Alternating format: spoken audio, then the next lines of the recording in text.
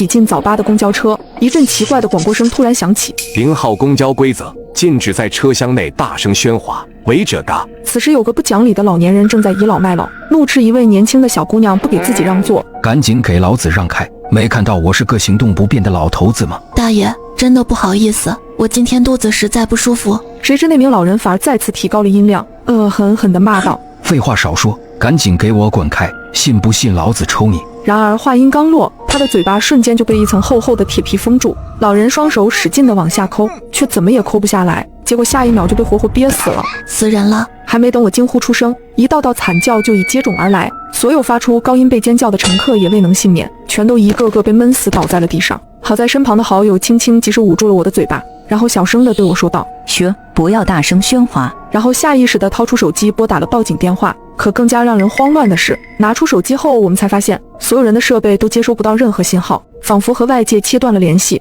司机呢？为什么出了这么大的事还不停车？可当我们走过去才发现，面对这么血腥的场面，司机竟毫无反应，平静无比地紧握着方向盘，踩着油门向前开去。更加诡异的是，挡风玻璃外面根本不是我们熟悉的市区，所有的高楼和车辆全部消失不见，只有一条白茫茫的长路被阴云笼罩，一眼看不到尽头。这时诡异的广播声再次响起：欢迎来到0号公交，若想活命，请按规则行事。车里一片死寂，每个人都屏住了呼吸，仔细倾听诡异的公交规则。1. 本班公交不会在中途站点停车，更不会开门，试图自行离开者嘎。2. 每到一个新站点，公交内将会出现一条新规则，请严格遵守。3.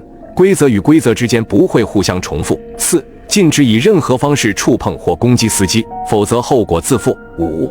本路线共有4站，存活到最后方能安全离开。很遗憾，首发站死亡乘客21人，目前存活37人。请注意，前方到达第2站，新规则诞生。20秒后，请所有乘客抓紧吊环，保持悬空，凡触碰其他物体者嘎。第2条规则显然是对我们体力和耐力的考验。吊环挂在高处，在空中悬挂到下一站，大概有10分钟左右的时间，无疑是一份漫长的煎熬，尤其是对我们这些长期缺乏锻炼的上班族来说。于是我揉了揉手腕，在脑海中不停构思着动作和姿势，试图想到最省力的一种。可正在我摩拳擦掌的时候，身旁的小美却突然脸色一变，催促我们加快速度，快爬上去，先抢一个再说。听到她的话，我先是一愣，但扭头扫视整个车厢之后，我瞬间读懂了她的意思。整个公交里零零散散仅有20多根吊环，而车厢里的活人足足有37个，根本不够用。想到这里，我急忙伸手跳跃，再也管不了用什么姿势，匆匆挂起。不到10秒的功夫，吊环便陆陆续续挂满了人，眼看时间将要截止，